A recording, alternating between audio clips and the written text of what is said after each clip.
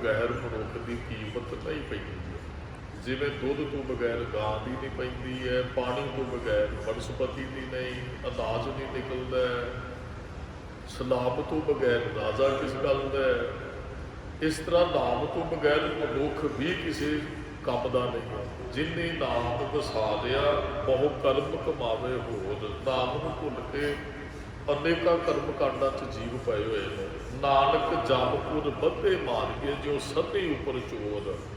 ਕਹਿੰਦੇ ਉਹਨਾਂ ਨੂੰ ਜਮਾਂ ਦੇ ਘਰ 'ਚ ਬੰਨ੍ਹ ਕੇ ਮਾਰਿਆ ਜਾਂਦਾ, ਜਿਵੇਂ ਸੰਨ ਲਾਉਂਦੇ ਚੋਰ ਨੂੰ ਪਕੜ ਕੇ ਨਾ ਸਜ਼ਾ ਮਿਲਦੀ ਹੈ। ਨਾਮ ਤੋਂ ਵਿਹੋਣਾ ਜਿਹੜਾ ਆਦਮੀ ਉਹਨੂੰ ਇਸ ਤਰ੍ਹਾਂ ਸਜ਼ਾ ਮਿਲਦੀ ਹੈ। ਨਾਮ ਤੋਂ ਬਗੈਰ ਇਹੋ ਜਿਹਾ ਜੀਵਨ ਹੈ ਜਿਵੇਂ ਟ੍ਰੈਫਿਕ ਨਿਯਮਾਂ ਤੋਂ ਬਗੈਰ ਇੱਕ ਆਪ ਹੁਦਰਾ ਬੰਦਾ ਐਕਸੀਡੈਂਟ ਕਰਦਾ ਫਿਰਦਾ ਹੈ। ਉਹ ਆਪ ਵੀ ਮਰੇਗਾ ਔਰ ਬਹੁਤਿਆਂ ਦਾ ਨੁਕਸਾਨ ਕਰਦਾ ਹੈ। ਅਤੇ ਜਿਹਦੇ ਜੀਵਨ 'ਚ ਨਾਮ ਨਹੀਂ ਉਹ ਆਪ ਹੁਦਰਾ ਬੰਦਾ, ਉਹ ਆਪ ਵੀ ਗਿਆ ਗੁਜ਼ਰਿਆ, ਉਹ ਕਈਆਂ ਹੋਰਨਾਂ ਦਾ ਵੀ ਨੁਕਸਾਨ ਕਰਦਾ ਹੈ। ਨਾਮ ਨਿਜਮੀ ਤੇ ਹੈ, ਨਾਮ ਜਪਣਾ ਹੈ। ਰਸਨਾ ਤੋਂ ਲੈ ਕੇ ਰੂਪ ਰੂਪ ਤੱਕ ਅਸੀਂ ਜਾਣਾ ਹੈ। ਤੇ ਮਹਾਰਾਜ ਕਹਿੰਦੇ ਨਾਮ ਸਾਡੀ ਅਗਵਾਈ ਕਰਦਾ ਹੈ। ਪਰ ਮਹਾਰਾਜ ਨੇ ਲਕਾਈ 'ਚ ਸੰਸਾਰ 'ਚ ਜਦੋਂ ਨਜ਼ਰ ਮਾਰੀ ਤੇ ਮਹਾਰਾਜ ਕਹਿੰਦੇ ਨਾਮ ਤੋਂ ਬਗੈਰ ਸਾਰੇ ਭਰਮਦੇ ਫਿਰਦੇ ਹਨ, ਭਟਕਣਾ ਦੇ ਵਿੱਚ ਪਏ ਹੋਏ ਹਨ। ਜਗ ਟੋਟਾ ਸੰਸਾਰ, ਜਿਹੜਾ ਜਗ ਹੈ ਨਾ ਇਹ ਟੋਟੇ ਵਾਲੇ ਪਾਸੇ ਜਾ ਰਿਹਾ ਸੰਸਾਰ। ਜਗ ਕਹਿ ਲਓ, ਸੰਸਾਰ ਕਹਿ ਲਓ, ਅਰਥ ਵੀ ਇਹ ਘਾਟਾ ਖਾ ਰਿਹਾ। ਆਪਾਂ ਕਿਤੇ ਵੀ ਟੋਟੇ ਦਾ ਅਰਥ ਘਾਟਾ ਹੀ ਹੁੰਦਾ ਹੈ। ਕਿਤੇ ਕੋਈ ਚੀਜ਼ ਆਪਾਂ ਖਰੀਦਣ ਵਾਸਤੇ ਜਾਂਦੇ ਹਾਂ, ਹਰੇਕ ਦੀ ਕੋਸ਼ਿਸ਼ ਹੁੰਦੀ ਵੀ ਨਫਾ ਹੋਵੇ। ਵੇਚਦੇ ਆ ਜਾਂ ਖਰੀਦਦੇ ਵੀ ਹੈ। ਅਸੀਂ ਕਿਸੇ ਨੇ ਕਾਰ ਖਰੀਦਣੀ ਤਾਂ ਉਹ ਪਹਿਲਾਂ ਵੇਚਣ ਬਾਰੇ ਸੋਚੇਗਾ ਵੀ ਆਹ ਮਾਡਲ ਖਰੀਦੀਏ, ਇਹ ਕੱਲ੍ਹ ਨੂੰ ਵੇਚ ਵੀ ਸਕਦੀ ਔਰ 4 ਰੁਪਏ ਉਹ ਨਫਾ ਵੀ ਲੈਣਾ ਚਾਹੁੰਦਾ ਹੈ। ਮਹਾਰਾਜ ਕਹਿੰਦੇ ਜੇ ਜੀਵਨ 'ਚ ਨਾਮ ਨਹੀਂ ਹੈ ਤੇ ਘਾਟਾ ਹੀ ਘਾਟਾ ਹੈ। ਕਿੰਨਾ ਕੁ ਘਾਟਾ ਪਿਆ ਸੀ, ਕਿੰਨੇ ਕੁ ਸਾਲਾਂ ਦੇ ਹੋ ਗਏ। ਰੱਬ ਨੇ ਕਿੰਨਾ ਕੀਮਤੀ ਸਮਾਂ ਦਿੱਤਾ, ਕਿੰਨਾ ਕੀਮਤੀ ਮਨੁੱਖਾ ਜਨਮ ਦਿੱਤਾ, ਕਿੰਨੇ ਕੀਮਤੀ ਸਵਾਸ ਦਿੱਤੇ। ਜੇ ਐਵੇਂ ਹੀ ਲੰਘ ਗਏ ਕਿ ਉਹ ਘਾਟਾ ਹੀ ਪਿਆ, ਸਾਨੂੰ ਕੋਈ ਨਫਾ ਤਾਂ ਹੋਇਆ ਹੀ ਨਹੀਂ ਹੈ। ਹੁਣ ਕੀ ਪਤਾ ਬਾਕੀ ਸਮਾਂ ਕਿੰਨਾ ਹੋਇਆ। ਔਰ ਜੇ ਅਸੀਂ ਇਹ ਜਨਮ ਵਿਅਰਥ ਇਸ ਤੋਂ ਪਹਿਲਾਂ ਆਪ ਉਧਰਾ ਹੀ ਜੀਵਨ ਜਿਉਇਆ ਹੈ ਤੇ ਮਹਾਰਾਜ ਕਹਿੰਦੇ ਉਹ ਘਾਟਾ ਹੀ ਤੇ ਹੈ। ਹਾਂ, ਬਹੁਤੇ ਵਿਦਵਾਨ ਕਹਿੰਦੇ ਬੰਦਾ ਕੁਝ ਨਹੀਂ ਲੈ ਕੇ ਆਉਂਦਾ, ਲੈ ਕੇ ਆਉਂਦੇ ਸਵਾਸ, ਲੈ ਕੇ ਆਉਂਦੇ ਸਮਾਂ, ਉਹਨੂੰ ਉਹਨੇ ਸਫਲ ਕਰਨਾ ਹੁੰਦਾ ਹੈ। ਸਵਾਸ ਖਰਚਣੇ ਹੁੰਦੇ ਆ, ਲੈ ਕੇ ਆਉਂਦੇ ਰੱਬ ਵੱਲੋਂ ਸਮਾਂ, ਲੈ ਕੇ ਆਉਂਦੇ ਸਵਾਸ। ਹੁਣ ਲਾਹਾ ਕਿੰਨਾ ਕੁ ਖਟਿਆ ਇਹ ਅਸੀਂ ਵੇਖਣਾ, ਨਹੀਂ ਤੇ ਸਵਾਸ ਵਿਅਰਥ ਹੀ ਜਾਣਗੇ, ਫਿਰ ਤੇ ਘਾਟਾ ਹੀ ਘਾਟਾ ਹੈ ਨਾ। ਨਾਮ ਤੋਂ ਬਗੈਰ ਸੰਸਾਰ ਭਟਕਣਾ ਦੇ ਅੰਦਰ ਹੈ ਤੇ ਘਾਟਾ ਖਾ ਰਿਹਾ ਰੋਜ਼ਾਨਾ ਹੀ। ਗੁਰਮੁਖੋ ਬੇਸ਼ੁਮਾਰ ਕੀਮਤੀ ਜਨਮ ਹੈ ਮਨੁੱਖਾ, ਕਬੀਰ ਮਾਨਸ ਜਨਮ ਦੁਰਲਭ ਹੈ ਹੋਏ ਨਾ ਬਾਰੈ। ਮੰਨ ਲਓ ਕਿਸੇ ਕੋਲ ਹੀਰਾ ਹੋਵੇ ਬੜਾ ਕੀਮਤੀ, ਤੂੰ ਐਵੇਂ ਹੀ ਸੁੱਟ ਦੇ, ਲੋਕ ਕੀ ਕਹਿਣਗੇ, ਕਹਿੰਦੇ ਮੂਰਖ ਹੋਏ, ਐਡਾ ਕੀਮਤੀ ਹੀਰਾ ਤੂੰ ਐਵੇਂ ਚਲਾ ਕੇ ਵਗਾ ਕੇ ਮਾਰ ਦਿੱਤਾ। ਤੇ ਮਹਾਰਾਜ ਨੇ ਕਿਹਾ ਹੀਰੇ ਜੈਸਾ ਜਨਮ ਹੈ, ਇਹ ਨਹੀਂ ਸੀ ਵਗਾ ਕੇ ਮਾਰਿਆ ਹੀਰੇ ਜੈਸਾ ਜਨਮ ਜਿਹੜਾ। ਫਿਰ ਮਹਾਰਾਜ ਦੀਆਂ ਨਜ਼ਰਾਂ 'ਚ ਅਸੀਂ ਕੀ ਹੈ, ਮੂਰਖ। ਕਿਸੇ ਨੂੰ ਹੀਰਾ ਦੇ ਦਿਓ ਤੇ ਉਹ ਮੂਰਖ। ਕੋਈ ਬੰਦਾ ਹੀ ਉਹ ਨਾ ਖੱਚਰ ਤੇ ਪ੍ਰੇਤੀ ਉਹ ਧਰਤੀ 'ਚੋਂ ਕੱਢਦਾ ਤੇ ਲੋਕਾਂ ਦੇ ਘਰਾਂ 'ਚ ਖੱਚਰ ਤੇ ਨਾ ਲੱਦ ਕੇ ਦੋਵਾਂ ਪਾਸਿਆਂ ਨੂੰ ਪ੍ਰੇਤੀ ਵੇਚਦਾ ਜ਼ਰੂਰ। ਉਹ ਕੁਦਰਤੀ ਕੀ ਹੋਇਆ ਵੀ ਉਹਨੂੰ ਇੱਕ ਦਿਨ ਹੀਰਾ ਲੱਭ ਗਿਆ ਪ੍ਰੇਤੀ 'ਚੋਂ, ਹੀਰੇ ਤੋਂ ਵਾਕਫ ਨਹੀਂ ਹੋ ਵੀ ਇਹਦੀ ਕਿੰਨੀ ਕੁ ਕੀਮਤ ਹੈ। ਉਹਨੇ ਚਮਕਦਾ ਵੇਖ ਕੇ ਨਾ ਜਿਹੜੇ ਗਧੇ ਤੇ ਉਹ ਰੇਤੀ ਢੋਂਦਾ ਸੀ, ਉਹਨੇ ਉਹਦੇ ਗਲ 'ਚ ਪਾ ਦਿੱਤਾ। ਹੁਣ ਉਹ ਚਮਕਦਾ ਬੜਾ ਸੋਹਣਾ ਲੱਗਦਾ, ਕਿਉਂਕਿ ਉਹਦੇ ਵਾਸਤੇ ਗਧਾ ਹੀ ਕੀਮਤੀ ਸੀ ਜਿਹਦੇ ਤੋਂ ਉਹਦਾ ਪਰਿਵਾਰ ਪਲਦਾ। ਸਾਡੇ ਵਾਸਤੇ ਉਹ ਬੜੀ ਕੀਮਤੀ ਚੀਜ਼ ਹੁੰਦੀ ਹੈ ਜਿਹਦੇ ਤੋਂ ਸਾਨੂੰ ਕੋਈ ਲਾਭ ਹੁੰਦਾ। ਜਾਂ ਹੁਣ ਕਿਤੇ ਕੋਈ ਜੋਬ ਕਰਦਾ, ਕੋਈ ਕਿਤੇ ਵਾਹੀ ਕਰਦਾ, ਉਹਦੇ ਵਾਸਤੇ ਉਹ ਜਿਹੜੀ ਉਹ ਸੇਵਾ ਸਮਝ ਕੇ ਕਰਦਾ ਹੈ ਵੀ ਇਹ ਰੱਬ ਨੇ ਕਿਰਤ ਦਿੱਤੀ ਹੈ, ਇਹ ਰੱਬ ਨੇ ਬਖਸ਼ਿਸ਼ ਕੀਤੀ ਹੈ ਤੇ ਮੇਰਾ ਢਿੱਡ ਭਰਦਾ, ਮੇਰਾ ਪਰਿਵਾਰ ਪਲਦਾ, ਸਾਨੂੰ ਸੁੱਖ ਮਾਣਦੇ ਹੈ, ਆਨੰਦ ਮਾਣ ਰਿਹਾ। ਉਹ ਆਪਣੀ ਕਿਰਤ ਨਾਲ ਪਿਆਰ ਕਰਦਾ, ਮਨੁੱਖ ਕਰਨਾ ਵੀ ਚਾਹੀਦਾ। ਹੋਇਆ ਕੀ ਸੀ, ਉਹ ਫਿਰ ਨਾ ਮਿੱਟੀ ਪੁੱਟ ਕੇ ਬਰਤਨ ਬਣਾਓ, ਪਹਿਲਾਂ ਬਰੇਤੀ ਢੋਦਾ ਸੀ, ਫਿਰ ਉਹਨੇ ਮਿੱਟੀ ਚੀਕ ਨਹੀਂ ਪੁੱਟਣੀ ਬਰਤਨ, ਤੇ ਉਹਨੇ ਜਾ ਕੇ ਸ਼ਹਿਰ 'ਚ ਵੇਚਣੇ ਪਕਾ ਕੇ। ਉਹ ਗਧੇ ਦੇ ਬਰਤਨ ਲੱਦ ਕੇ ਇੱਕ ਵਾਰੀ ਸ਼ਹਿਰ ਲੈ ਕੇ ਗਿਆ, ਤੇ ਗਲ 'ਚ ਉਸ ਤਰ੍ਹਾਂ ਹੀਰਾ ਪਿਆ, ਤੇ ਕੋਈ ਸੜਕ ਤੇ ਬਰਤਨ ਨੂੰ ਆਵਾਜ਼ ਦੇ ਰਿਹਾ, ਭਾਈ ਆ ਬਰਤਨ ਦੇ ਦੋ, ਮਿੱਟੀ ਦੇ ਬਰਤਨ ਹੁੰਦੇ ਹਨ। ਹੁਣ ਵੀ ਚੰਗੀ ਗੱਲ ਹੈ ਜਿਹੜਾ ਘੜੇ ਦਾ ਪਾਣੀ ਪੀਂਦਾ ਹੈ। ਡਾਕਟਰ ਕਹਿੰਦੇ ਸਾਨੂੰ ਘੜੇ ਦਾ, ਫਰਿੱਜ ਦਾ ਪਾਣੀ ਨਹੀਂ ਵਰਤਣਾ ਚਾਹੀਦਾ। ਆ ਥੋੜ੍ਹੇ ਦਿਨ ਪਹਿਲਾਂ ਮੈਨੂੰ ਇੱਕ ਗੁਰਮੁਖ ਪਿਆਰਾ ਦੱਸ ਰਿਹਾ ਸੀ ਵੀ ਕੋਈ ਸਰੀਰ ਬਾਹਰੋਂ ਖੇਤੋਂ ਕੰਮ ਕਰਕੇ ਆਇਆ, 20 ਕੁ ਦਿਨ ਪਹਿਲਾਂ ਦੀ ਗੱਲ ਹੈ, ਆਉਂਦੇ ਉਹਨੇ ਫਰਿੱਜ ਖੋਲ੍ਹੀ, ਤੇ ਉਹ ਜਿਹੜਾ ਠੰਡਾ ਪਾਣੀ ਉੱਪਰ ਹੁੰਦਾ ਹੈ ਉਹਨੇ ਨਾਲ ਦੀ ਨਾਲ ਪੀ ਲਿਆ ਬਾਹਰੋਂ ਆ ਕੇ, ਔਰ ਨਾਲ ਦੀ ਨਾਲ ਹੀ ਮੌਤ ਹੋ ਗਈ। ਅੰਦਰ ਉਹ ਪਤਾ ਨਹੀਂ ਕੋਈ ਨਸਾਂ ਜਾਮ, ਨਾੜੀਆਂ ਜਾਮ ਹੋ ਗਈਆਂ ਜਾਂ ਕੁਝ ਵੀ, ਉਹ ਪਾਣੀ ਪੀਣ ਕਰਕੇ ਮੌਤ ਹੋ ਗਈ। ਸਾਨੂੰ ਥੋੜ੍ਹਾ ਜਿਹਾ ਮੌਸਮ ਦੇ ਅਨੁਕੂਲ ਰਹਿਣਾ ਚਾਹੀਦਾ, ਤੇ ਰੱਬ ਨੇ ਗਰਮੀ ਬਣਾਈ ਸਾਡੇ ਫਾਇਦੇ ਵਾਸਤੇ। ਜੇ ਸਿਆਲ ਆਏਗਾ ਅਸੀਂ ਹੀਟਰਾਂ 'ਚ ਨਹੀਂ ਪੈਣਾ, ਅਸੀਂ ਉਹਨੂੰ ਆਪਣੇ ਪਿੰਡੇ 'ਤੇ ਹਟਾਈਏ, ਤੰਦਰੁਸਤ ਰਹਾਂਗੇ, ਔਰ ਜੀਵਨ ਨਵਾਂ ਪ੍ਰਵਾਹ ਜਿਹੜਾ ਚੱਲੇਗਾ, ਐਨਰਜੀ ਵੀ ਸਰੀਰ 'ਚ ਰਹੇਗੀ। ਅਸੀਂ ਹੁਣ ਗਰਮੀ ਦੇ ਸਮੇਂ ਠੰਡ 'ਚ ਰਹਿਣਾ ਚਾਹੁੰਦੇ, ਠੰਡ ਦੇ ਸਮੇਂ ਅਸੀਂ ਗਰਮੀ ਭਾਲਦੇ ਹਾਂ, ਫਿਰ ਮੌਸਮ ਦੇ ਅਨੁਕੂਲ ਨਹੀਂ ਚੱਲਾਂਗੇ ਤੇ ਫਿਰ ਸਰੀਰ ਵੀ ਠੀਕ ਨਹੀਂ ਰਹੇਗਾ। ਉਹ ਘੜੇ ਬਣਾ ਕੇ ਵੇਚਦੇ, ਉਹ ਸ਼ਹਿਰ ਲੈ ਕੇ ਗਿਆ, ਤੇ ਜੀ ਉਹ ਕੋਲੋਂ ਇੱਕ ਸੁਨਿਆਰਾ ਵੀਰ ਲੱਗਿਆ, ਉਹਨੇ ਵੇਖਿਆ, ਕਹਿੰਦਾ ਵੀ ਇਹ ਤੇ ਹੀਰਾ ਗਧੇ ਦੇ ਗਲ 'ਚ ਪਾਈ ਫਿਰਦਾ ਹੈ। ਉਹ ਆ ਕੇ ਖੜ ਗਿਆ ਕੋਲ, ਕਹਿੰਦਾ ਵੀ ਆਹ ਗਧੇ ਦੇ ਗਲ 'ਚ ਜੋ ਪਾਇਆ ਵੇਚਣਾ। ਉਹ ਪਹਿਲਾਂ ਤਾਂ ਕਹਿੰਦਾ ਨਹੀਂ, ਜਿਹੜਾ ਉਹ ਘੁਮਿਆਰ ਸੀ ਜੋ ਪਹਿਲਾਂ ਪ੍ਰੇਤੀ ਵੇਚਦਾ, ਹੁਣ ਭਾਂਡੇ ਵੇਚਣ ਲੱਗ ਪਿਆ। ਪਹਿਲਾਂ ਤਾਂ ਕਹਿੰਦਾ ਵੀ ਨਹੀਂ, ਫਿਰ ਕਹਿੰਦਾ ਚਲੋ ਜੇ ਤੁਸੀਂ ਪੈਸੇ ਚੰਗੇ ਦੇ ਦਿਓਗੇ ਤਾਂ ਵੇਚ ਦਾਂਗੇ, ਕਿਉਂਕਿ ਉਹਨੂੰ ਤਾਂ ਪਤਾ ਹੀ ਨਹੀਂ ਸੀ ਹੀਰਾ ਜਿਹੜਾ ਖਰੀਦਣਾ ਹੈ ਉਹਨੂੰ ਪਤਾ। ਕਹਿੰਦਾ ਵੀ ਵੇਚਣਾ ਹੀ ਤਾਂ ਮੈਂ ਇਹਨੂੰ 5 ਰੁਪਈਏ ਤੈਨੂੰ ਦੇ ਦਿੰਦਾ। ਉਹ ਕਹਿੰਦਾ ਜੀ ਮੈਂ ਤਾਂ 50 ਰੁਪਈਏ ਲਾਇਆ। ਉਹਨੂੰ ਵੀ ਚਮਕਦਾ, ਪਤਾ ਨਹੀਂ ਸੀ ਵੀ ਇਹ ਹੈ ਕੀ ਹੈ। ਵੈਸੇ ਉਹ ਕਹਿੰਦਾ 50, ਕਹਿੰਦਾ ਨਹੀਂ 5 ਰੁਪਏ। ਉਹ ਕਹਿੰਦਾ ਚੱਲ 10 ਰੁਪਏ ਦੇ ਦੇਣਾ ਤੈਨੂੰ। ਉਹ ਕਹਿੰਦਾ ਨਹੀਂ ਮੈਂ ਤੇ 50 ਰੁਪਏ। ਕਹਿੰਦਾ ਵੀ ਮੈਂ 15 ਰੁਪਈਏ ਦੇ ਦਿਆਂਗਾ, ਸਲਾਹ ਕਰਨੀ ਵੀ ਵਾਪਸ ਆਉਂਦਾ ਤੈਨੂੰ ਮੈਂ 15 ਰੁਪਈਏ ਦੇ ਸਕਦਾ, ਮਨ ਨਾਲ ਵਿਚਾਰ ਕਰਨੀ ਜੇ ਵੇਚਣਾ ਹੈ। ਹੁਣ ਉਹ ਕਹਿ ਕੇ ਚਲਾ ਗਿਆ ਜੀ। ਇੱਕ ਹੋਰ ਕਿਤੇ ਸੁਨਿਆਰਾ ਉਸ ਪਾਸੇ ਦੀ ਨਾ ਗਿਆ, ਉਹਨੇ ਵੀ ਵੇਖਿਆ ਵੀ ਹੀਰਾ ਬੜਾ ਕੀਮਤੀ ਹੈ। ਉਹ ਵੀ ਉਹਦੇ ਕੋਲ ਆਣ ਕੇ ਕਹਿੰਦਾ, ਘੁਮਿਆਰ ਕੋਲ, ਕਹਿੰਦਾ ਵੀ ਹੀਰਾ ਵੇਚਣਾ। ਕਹਿੰਦਾ ਜੀ ਵੇਚ ਦਿਆਂਗੇ।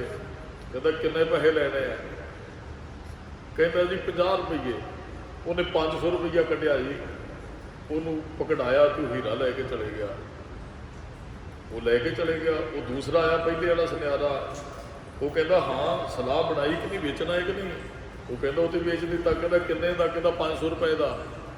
ਤੇ ਉਹ ਪਹਿਲਾ ਸੁਨਿਆਰਾ ਕਹਿੰਦਾ ਉਹ ਮੂਰਖ ਸੈਂ, 500 ਦਾ ਹੀ ਵੇਚ ਦਿੱਤਾ, ਉਹ ਤੇ ਬਹੁਤ ਕੀਮਤੀ ਸੀ, ਲੱਖਾਂ ਰੁਪਈਏ ਦਾ ਹੀਰਾ, ਤੇ ਤੂੰ 500 ਰੁਪਈਏ 'ਚ ਦੇ ਦਿੱਤਾ।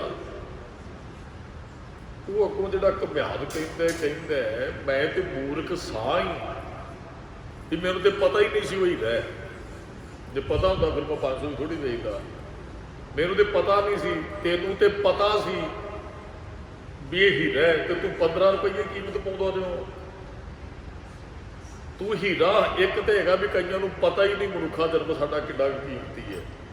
ਉਹਦੇ ਬਾਅਦ ਸਵੇਰੇ ਘਰੋਂ ਗਏ ਖੇਤ ਜਾਂ ਦੁਕਾਨ ਤੇ ਗਏ, ਸ਼ਾਮ ਨੂੰ ਫਿਰ ਘਰੋਂ ਫਿਰ ਸਵੇਰੇ ਟਿਫਨ ਲਿਆ, ਫਿਰ ਦੁਕਾਨ ਤੇ, ਫਿਰ ਕਦੇ। ਉਹਦੇ ਉਹਨਾਂ ਨੂੰ ਪਤਾ ਹੀ ਨਹੀਂ ਵੀ ਅਸੀਂ ਆਏ ਕਿਉਂ ਆ। ਕਈਆਂ ਨੂੰ ਪਤਾ ਹੈ ਗੁਰਦੁਆਰੇ ਆਉਂਦੇ ਵੀ ਹੀਰੇ ਜੈਸਾ ਜਨਮ ਹੈ, ਕਬੀਰ ਮਾਨਸ ਜਨਮ ਦੁਰਲਭ ਹੈ। ਤੇ ਉਹਨਾਂ ਨੇ ਕਿੰਨੀ ਕੁ ਕੀਮਤ ਪਾਈ ਸੀ, ਜਿਨ੍ਹਾਂ ਨੂੰ ਪਤਾ ਲੱਗ ਗਿਆ ਵੀ ਇਹ ਕੀਮਤ ਦੁਬਾਰਾ ਸਰੀਰ ਨਹੀਂ ਮਿਲਣਾ, ਇਹ ਸਮਾਂ, ਇਹ ਸਵਾਸ ਦੁਬਾਰਾ ਨਹੀਂ ਮਿਲਣਾ। ਉਹ ਅਸੀਂ ਕਿੰਨੀ ਕੁ ਕੀਮਤ ਪਾਈ ਹੈ। ਉਹ ਕਹਿੰਦਾ ਮੈਨੂੰ ਤੇ ਪਤਾ ਹੀ ਨਹੀਂ ਸੀ ਹੀਰਾ, ਤੈਨੂੰ ਤੇ ਪਤਾ ਸੀ, ਤੂੰ 15 ਰੁਪਈਏ ਦਿੰਦਾ ਰਿਹਾ, ਤੂੰ 500 ਰੁਪਈਏ 'ਚ ਲੈ ਜਾਂਦਾ, ਕੀਮਤ ਤੇ ਤੂੰ ਵੀ ਨਹੀਂ ਪਾਈ। ਸਾਡੀ ਹਾਲਤ ਗੁਰਮੁਖੋ ਮਨੁੱਖਾ ਜਨਮ ਕੀਮਤੀ ਬੜਾ, ਕੀਮਤ ਅਸੀਂ ਪਾਉਂਦੇ ਕੋਈ ਨਹੀਂ ਦੇਦੇ। ਸਮਾਂ ਬਹੁਤ ਕੀਮਤੀ ਹੈ।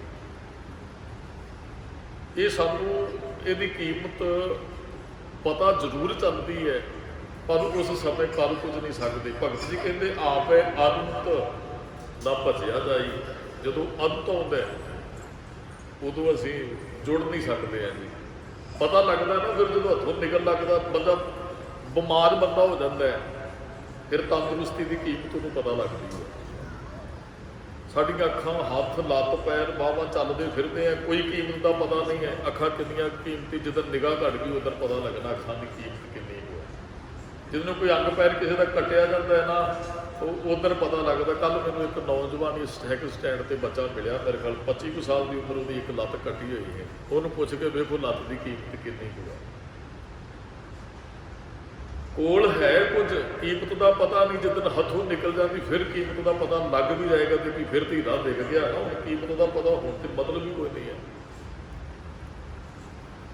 ਫਿਰ ਤੇ ਹੀਰਾ ਗਿਆ, ਹੱਥੋਂ ਨਿਕਲ ਗਿਆ ਸਮਾਂ। ਹੀਰੇ ਜੈਸਾ ਜਨਮ ਹੈ ਕੌਡੀ ਬਦਲੇ ਜਾਏ, ਕੌਡੀ ਦੇ ਭਾਅ ਅਸੀਂ ਗਵਾ ਦਿੰਦੇ ਹਾਂ। ਜਨਮ ਬਹੁਤ ਬੇਸ਼ੁਮਾਰ ਕੀਮਤੀ।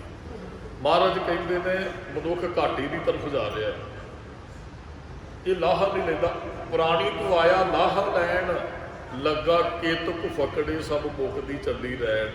ਜੀਵਨ ਦੀ ਰਾਤ ਮੁੱਕਦੀ ਜਾਂਦੀ ਹੈ, ਕੇਤਕ ਫਕੜੇ 'ਚ ਤੂੰ ਲੱਗਾ। ਜਨਮ ਹੀਰੇ ਜੈਸਾ ਹੈ, ਤੇ ਭਲਿਆ ਤੈਨੂੰ ਦੁਬਾਰਾ ਪ੍ਰਾਪਤ ਨਹੀਂ ਹੋਣਾ। ਕੀਮਤੀ ਸਵਾਸ, ਕੀਮਤੀ ਸਮਾਂ ਜਿਹੜਾ ਵਿਅਰਥ ਗਵਾ ਰਿਹਾ ਹੈ। ਮਨਮੁਖ ਕਰਮ ਕਮਾਵਣੇ, ਜਿਹੜਾ ਮਨਮੁਖ ਹੈ ਨਾ,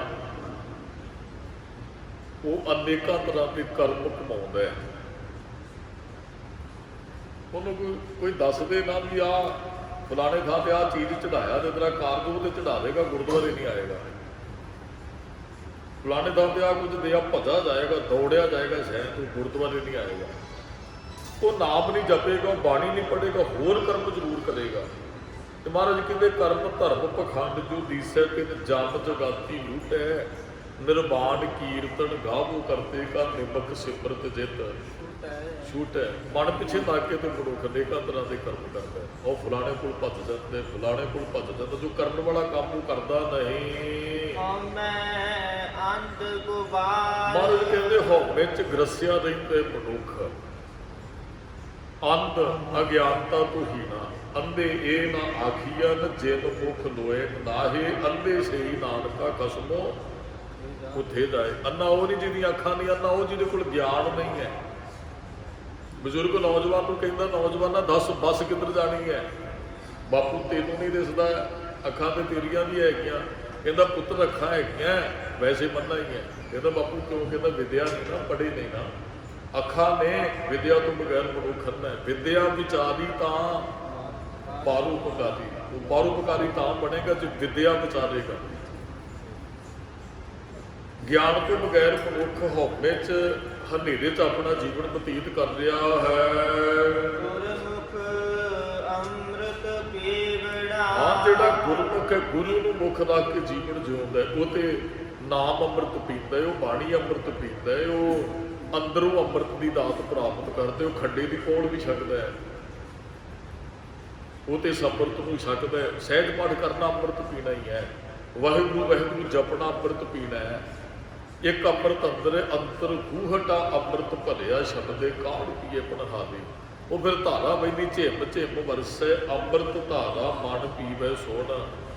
ਸ਼ਬਦ ਵਿਚਾਰੋ ਹੁਣ ਵੀ ਅਸੀਂ ਅੰਮ੍ਰਿਤ ਪੀ ਰਹੇ ਹਾਂ। ਹਮਾਰੀ ਪਿਆਰੀ ਅੰਮ੍ਰਿਤ ਧਾਰੀ। ਬਾਣੀ ਗੁਰੂ ਗੁਰੂ ਹੈ, ਬਾਣੀ ਵਿੱਚ ਬਾਣੀ ਅੰਮ੍ਰਿਤ, ਬਾਣੀ 'ਚ ਅੰਮ੍ਰਿਤ ਹੈ। ਜਦੋਂ ਪੜ੍ਹਦੇ ਸਿੱਖ ਨੂੰ ਅੰਮ੍ਰਿਤ ਨੂੰ ਛਕ ਰਿਹਾ ਹੁੰਦਾ ਹੈ ਜੀ। ਨਾਨਕ ਸ਼ਬਦ ਦੀ ਵਿਚਾਰ ਰਾਹੀਂ ਉਹ ਅੰਮ੍ਰਿਤ ਪੀਂਦਾ ਹੈ, ਅੰਮ੍ਰਿਤ ਛਕਦਾ ਹੈ। ਉਹ ਅੰਮ੍ਰਿਤ ਦਾ ਰਸ ਮਾਣ ਲੈਂਦਾ ਹੈ।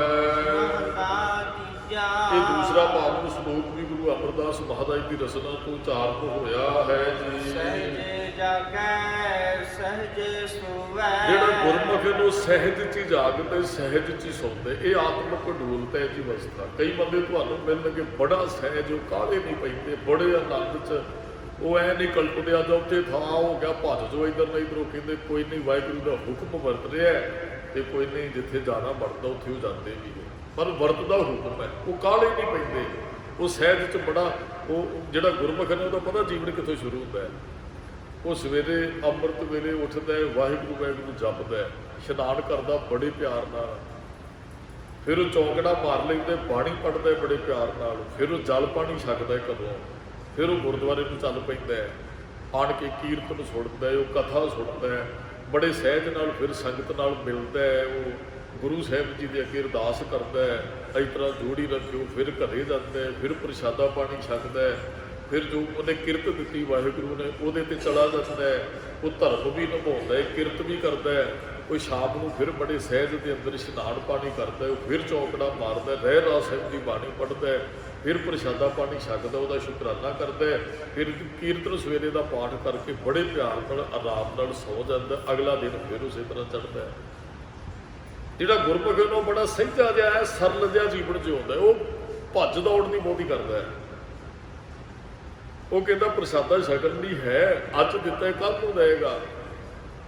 ਉਹਦਾ ਆਤਮਿਕ ਡੋਲਤਾ 'ਚ ਜੀਵਨ ਹੈ। ਬੜੇ ਗੁਰੂ ਤੇਗ ਬਹਾਦਰ ਸਾਹਿਬ ਜੀ ਦਾ ਅੱਜ ਪ੍ਰਕਾਸ਼ ਦਿਹਾੜਾ, ਉਹਨਾਂ ਦਾ ਜੀਵਨ ਬੜੇ ਸਹਿਜ ਵਾਲਾ ਜੀਵਨ ਸੀ। ਚਲੋ ਮੈਂ ਕੁਝ ਕੁ ਬੇਨਤੀਆਂ ਸਾਂਝੀਆਂ ਕਰਕੇ ਆਪਾਂ ਕਥਾ ਸੰਪੂਰਨ ਕਰਾਂਗੇ। ਅੱਜ ਦੇ ਦਿਨ ਗੁਰੂ ਤੇਗ ਬਹਾਦਰ ਸਾਹਿਬ ਜੀ ਦਾ ਪ੍ਰਕਾਸ਼ 1621 ਅੰਮ੍ਰਿਤਸਰ ਸਾਹਿਬ ਦੀ ਪਾਵਨ ਧਰਤੀ ਤੇ ਹੁੰਦਾ ਹੈ ਜੀ। ਇੱਕ ਗੁਰੂ ਸਾਹਿਬ ਦਾ ਪ੍ਰਕਾਸ਼ ਹੀ ਅੰਮ੍ਰਿਤਸਰ ਦੀ ਧਰਤੀ ਤੇ ਹੋਇਆ ਹੈ, ਉਹ ਗੁਰੂ ਤੇਗ ਬਹਾਦਰ ਸਾਹਿਬ ਮਹਾਰਾਜ ਨੇ। ਗੁਰੂ ਕੇ ਮਹਿਲ, ਅਸਲ ਦੇ ਅੰਦਰ ਜਿਹੜਾ ਗੁਰੂ ਦਾ ਮਹਿਲ ਸਥਾਨ ਹੈ ਨਾ, ਇਹ ਗੁਰੂ ਰਾਮਦਾਸ ਮਹਾਰਾਜ ਦਾ ਘਰ ਸੀ। ਆਪ ਜੀ ਕਿਤੇ ਜਾਂਦੇ ਹੋ ਅੰਮ੍ਰਿਤਸਰ, ਦਰਸ਼ਨ ਜ਼ਰੂਰ ਕਰਿਓ ਗੁਰੂ ਤੇਗ ਬਹਾਦਰ ਸਾਹਿਬ ਦੇ ਪ੍ਰਕਾਸ਼ ਸਥਾਨ ਦੇ। ਜਦੋਂ ਗੁਰੂ ਅਮਰਦਾਸ ਮਹਾਰਾਜ ਜੀ ਨੇ ਕਿਹਾ ਸੀ ਨਾ ਗੁਰੂ ਰਾਮਦਾਸ ਜੀ ਨੂੰ ਵੀ ਸਰੋਵਰ ਪਟਵਾਓ, ਇਹ ਸੇਵਾ ਆਰੰਭ ਕਰਵਾਓ। ਅੰਮ੍ਰਿਤਸਰ ਵਾਲਾ ਸਰੋਵਰ ਜਿਹੜਾ ਉਹ ਬਾਅਦ ਚ ਬਣਿਆ, ਸੰਤੋਖ ਸਰ ਦੇ ਕੋਲ ਸਥਾਨ ਹੈ ਗੁਰੂ ਕੇ ਮਹਿਲ, ਉਹ ਸਰੋਵਰ ਪਹਿਲਾਂ ਹੋਂਦ ਚ ਆਇਆ। ਤੇ ਗੁਰੂ ਰਾਮਦਾਸ ਮਹਾਰਾਜ ਨੇ ਉੱਥੇ ਜਾ ਕੇ ਇੱਕ ਤੰਬੂ ਲਾਇਆ ਸੀ ਜਿੱਥੇ ਗੁਰੂ ਕੇ ਮਹਿਲ ਸਥਾਨ ਹੈ। 3 ਪਾਤਸ਼ਾਹੀਆਂ ਨੇ ਉੱਥੇ ਬੈਠ ਕੇ 58 ਸਾਲ ਸੇਵਾ ਕਰਵਾਈ ਹੈ ਹਰਿਮੰਦਰ ਸਾਹਿਬ ਦੀ, ਗੁਰੂ ਰਾਮਦਾਸ ਜੀ ਤੋਂ ਲੈ ਕੇ ਗੁਰੂ ਅਰਜਨ ਸਾਹਿਬ ਮਹਾਰਾਜ ਤੱਕ। ਜਦ ਗੁਰੂ ਹਰਗੋਬਿੰਦ ਸਾਹਿਬ ਮਹਾਰਾਜ ਉੱਥੇ ਵਿਚਰਦੇ ਰਹੇ, ਫਿਰ ਗੁਰੂ ਤੇਗ ਬਹਾਦਰ ਸਾਹਿਬ ਜੀ ਦਾ ਪ੍ਰਕਾਸ਼ ਉੱਥੇ ਹੋਇਆ। ਉਸ ਗੁਰੂ ਕੇ ਮਹਿਲ ਅੰਦਰ ਗੁਰੂ ਹਰਗੋਬਿੰਦ ਸਾਹਿਬ ਮਹਾਰਾਜ ਦੇ ਸਭ ਤੋਂ ਛੋਟੇ ਪੁੱਤਰ ਨੇ ਗੁਰੂ ਤੇਗ ਬਹਾਦਰ ਸਾਹਿਬ ਜੀ। ਔਰ ਅੰਮ੍ਰਿਤਸਰ ਦੇ ਅੰਦਰ ਗੁਰੂ ਹਰਗੋਬਿੰਦ ਸਾਹਿਬ ਦੇ ਸਾਰੇ 5 ਪੁੱਤਰ ਸਨ। 4 ਪੁੱਤਰਾਂ ਦਾ ਤੇ 1 ਪੁੱਤਰੀ ਦਾ ਜਨਮ ਅੰਮ੍ਰਿਤਸਰ ਹੀ ਹੋਇਆ। ਗੁਰੂ ਹਰਗੋਬਿੰਦ ਸਾਹਿਬ ਦੇ ਵੱਡੇ ਪੁੱਤਰ ਦਾ ਜਿਹੜਾ ਜਨਮ ਹੈ ਉਹ ਡਰੌਲੀ ਭਾਈ ਹੋਇਆ, ਮੋਗੇ ਦੇ ਕੋਲ। ਆਪ ਜੀ ਸਰਵਣ ਕਰਦੇ ਹੋ ਕਿਤੇ, ਇੱਥੇ ਜਨਮ ਹੋਇਆ ਸੀ ਵੱਡੇ ਪੁੱਤਰ ਬਾਬਾ ਗੁਰਦਿੱਤਾ ਜੀ ਦਾ। ਔਰ ਇੱਥੇ ਮਾਤਾ ਦਮੋਦਰੀ ਜੀ ਨੇ ਸਰੀਰ ਛੱਡਿਆ ਸੀ, ਭਾਈ ਕੀ ਡਰੌਲੀ ਭਾਈ। ਵੱਡੇ ਬਾਬਾ ਗੁਰਦਿੱਤਾ ਜੀ ਸਾਨੂੰ ਕਹਿੰਦੇ ਇੱਕ ਵਾਰੀ ਨਾ ਭਾਈ ਕੀ ਡਰੌਲੀ ਬੈਠਿਆ ਹੈ, ਗੁਰੂ ਅਰਜਨ ਸਾਹਿਬ ਮਹਾਰਾਜ ਦੀ ਸ਼ਹਾਦਤ ਹੋ ਗਈ, ਗੁਰੂ ਹਰਗੋਬਿੰਦ ਸਾਹਿਬ ਦਾ ਵਿਆਹ ਹੋ ਗਿਆ। ਵਿਆਹ ਹੋਇਆ ਸੀ ਭਾਈ ਪਾਰੂ ਦੀ ਅੰਸ਼ 'ਚ 6ਵੇਂ ਪਾਤਸ਼ਾਹ ਜੀ ਦਾ। ਆਪ ਜੀ ਨਾ ਸੁਲਤਾਨਪੁਰ ਲੋਧੀ ਜਾਂਦੇ ਹੋ, ਉੱਥੇ ਬੜਾ ਪਿਆਰਾ ਸਥਾਨ ਹੈ, ਆਪ ਜੀ ਸਾਰੇ ਜਾਣਦੇ ਹੋ। ਭਾਈ ਪਾਰੂ ਦੀ ਅੰਸ਼ ਬੰਚ ਉੱਥੇ ਡੱਲੇ ਰਹਿੰਦੀ ਹੈ, ਤੇ ਉੱਥੇ ਮਾਤਾ ਦਮੋਦਰੀ ਤੇ ਬੀਬੀ ਰਾਮੋ ਜਿਹੜੀ ਹੈ ਸਾਈਂਦਾਸ ਦੇ ਘਰ ਵਾਲੀ, ਸਾਈਂਦਾਸ ਸਾਨੂੰ ਗੁਰੂ ਸਾਹਿਬ ਜੀ ਦੇ। ਇੱਥੇ ਮਹਾਰਾਜ ਬਹੁਤ ਸਮਾਂ ਭਾਈ ਕੀ ਡਰੌਲੀ ਰਹੇ 6ਵੇਂ ਪਾਤਸ਼ਾਹ ਜੀ। ਆ ਮੈਨੂੰ ਇੱਕ ਦਿਨ ਗਿੱਲ ਪਿੰਡ ਜਾਣ ਦਾ ਮੌਕਾ ਮਿਲਿਆ, ਥੋੜੀ ਦੇਰ ਹੀ ਹੋ ਗਿਆ। ਉਦਕੀ ਤੋਂ ਮੇਰੇ 5-7 ਕਿਲੋਮੀਟਰ ਉੱਥੇ ਵੀ 6ਵੇਂ ਪਾਤਸ਼ਾਹ ਦਾ ਇੱਕ ਸਥਾਨ ਹੈ ਜੀ। ਮਹਾਰਾਜ ਇੱਧਰ ਬੜੇ ਇਲਾਕੇ 'ਚ ਵਿਚਰਦੇ ਰਹੇ। ਉਹਦੇ ਇਤਿਹਾਸ ਲਿਖਿਆ ਸੀ ਗੁਰੂ ਘਰ ਦੇ ਦਰਬਾਰ ਜਾਂ ਜੀਰੇ ਦੇ ਕੋਲ ਇੱਕ ਸਥਾਨ ਹੈ, ਮੈਨੂੰ ਨਗਰ ਦਾ ਨਾਮ ਭੁੱਲ ਗਿਆ। ਇੱਕ ਦਿਨ ਅਸੀਂ ਲੰਘੇ, ਉਹ ਸਾਡੇ ਕੋਲ ਟਾਈਮ ਨਹੀਂ ਸੀ ਦਰਸ਼ਨ ਕਰਦੇ, ਮਨ ਸੀ ਚਲੋ ਫਿਰ ਕਿਸੇ ਦਿਨ ਦਰਸ਼ਨ ਕਰਾਂਗੇ। ਮਹਾਰਾਜ ਉੱਥੇ ਵੀ ਠਹਿਰੇ। ਆ ਜੀਰੇ ਰੋਡ ਦੇ ਹਰੀਕਿਆਂ ਵਿੱਚ ਦੀ ਮਹਾਰਾਜ ਲੰਘਦੇ ਰਹੇ 6ਵੇਂ ਪਾਤਸ਼ਾਹ ਜੀ। ਇੱਧਰੋਂ ਮਹਾਰਾਜ ਨੂੰ ਜਾਣਾ, ਨਾਲ ਵਿੱਚ ਜਾਂ ਮਹਾਰਾਜ ਬਹੁਤ ਸਥਾਵਾਂ ਤੇ ਇੱਥੋਂ ਵਿਚਰਦੇ ਰਹੇ। ਹੁਣ ਮਹਾਰਾਜ ਉੱਥੇ ਵਿਆਹੇ ਨੇ, ਭਾਵੇਂ ਜੱਜ ਘਰ ਅਜੇ ਵੀ ਖੜਾ ਹੈ ਜਿੱਥੇ 6ਵੇਂ ਪਾਤਸ਼ਾਹ ਜੀ ਦੀ ਬਰਾਤ ਬੈਠੀ ਹੈ। ਆਪ ਜੀ ਜ਼ਰੂਰ ਦਰਸ਼ਨ ਕਰਿਓ। ਭਾਈ ਕੀ ਡਰੌਲੀ ਮਹਾਰਾਜ ਬੈਠੇ, ਗੁਰੂ ਸਾਹਿਬ ਦਾ ਵਿਆਹ ਹੋਇਆ ਮਾਤਾ ਦਮੋਦਰੀ ਨਾਲ। ਜਿਹੜੇ ਗੁਰੂ ਤੇਗ ਬਹਾਦਰ ਸਾਹਿਬ ਇਹ ਮਾਤਾ ਨਾਨਕੀ ਦੇ ਪੁੱਤਰ ਸਨ ਜੀ। ਇੱਕ ਹੈਗੀ ਬੇਬੇ ਨਾਨਕੀ, 3 ਨਾਨਕੀਆਂ ਸਾਡੇ ਇਤਿਹਾਸ 'ਚ ਨੇ।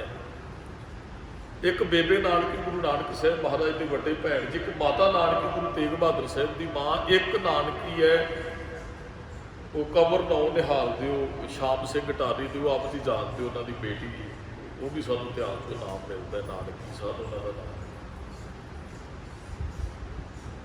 ਇੱਕ ਦਿਨ ਮਾਂ ਗੰਗਾ ਜੀ ਨੂੰ ਗੁਰੂ ਹਰਗੋਬਿੰਦ ਸਾਹਿਬ ਕਹਿੰਦੇ, ਮਾਂ ਸੁਣਿਆ ਮਾਂ ਦੀ ਅਸੀਸ ਕੰਮ ਬਹੁਤ ਆਉਂਦੀ ਹੈ ਪੁੱਤਰਾਂ ਦੇ ਬੱਚਿਆਂ ਦੇ, ਕੋਈ ਅਸੀਸ ਦਿਓ। ਮਹਾਰਾਜ ਦੇ ਵਿਆਹ ਤੋਂ ਬਾਅਦ ਦੀ ਗੱਲ ਹੈ। ਕਹਿੰਦੇ ਅਸੀਂ ਅਸੀਸ ਦਿੰਦੇ ਤੁਹਾਡੇ ਕਦੇ 2 ਪੁੱਤਰ ਪੈਦਾ ਹੋਣਾ। ਮਾਤਾ ਗੰਗਾ ਜੀ ਚਲੋ ਇਹ ਪਰਿਵਾਰ 'ਚ ਬੈਠੇ ਇਹੋ ਜਿਹੀ ਬਖਸ਼ਿਸ਼ ਵਰਤੀ ਹੈ। ਮਹਾਰਾਜ ਕਹਿੰਦੇ ਮਾਂ ਕੋਈ ਹੋਰ ਅਸੀਸ ਦਿਓ।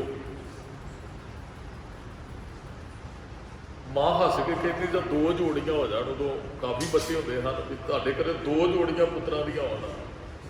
ਨਹੀਂ ਮਾਂ, ਅਸੀਂ ਹੋਰ ਕੋਈ ਸੀਸ ਚਾਹੁੰਦੇ ਤੁਸੀਂ ਦਿਓ। ਕਹਿੰਦੇ ਲੈ ਫਿਰ 5 ਹੋ ਜਾਣ, 5 ਪ੍ਰਵਾਨ 5 ਪ੍ਰਧਾਨ 5 ਪਾਵੈ ਦਰਗਹਿ ਮਨ। 6ਵੇਂ ਪਾਤਸ਼ਾਹ ਫਿਰ ਕਹਿੰਦੇ ਮਾਂ ਕੋਈ ਹੋਰ ਸੀਸ ਦਿਓ।